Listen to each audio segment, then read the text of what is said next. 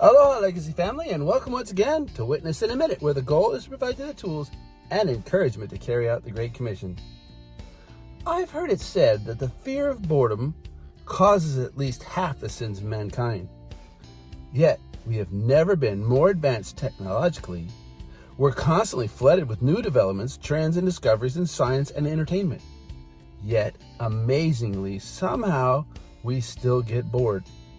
For instance, you might get the latest and greatest phone and be thrilled with it.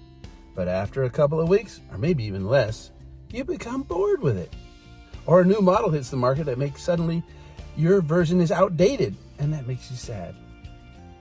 We need to realize this world doesn't have what we're searching for. God created us to know Him. In contrast to the passing things of this world, Jesus is wonderful.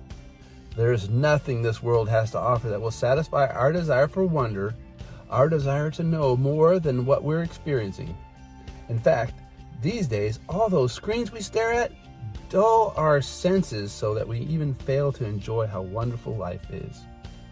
In Psalm 8, 3 and 4, King David said, "When I look at the night sky and see the work of your fingers, the moon and the stars you set in place, what are mere mortals that you should think about them, human beings that you should care for them?"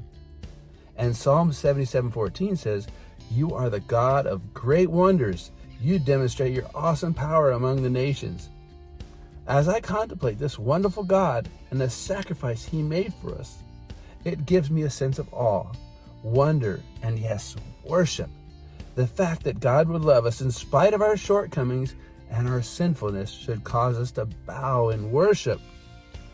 When you know this wonderful God, He will satisfy your deepest needs of your life. Try sharing this awe with a lost person and see what God does with it.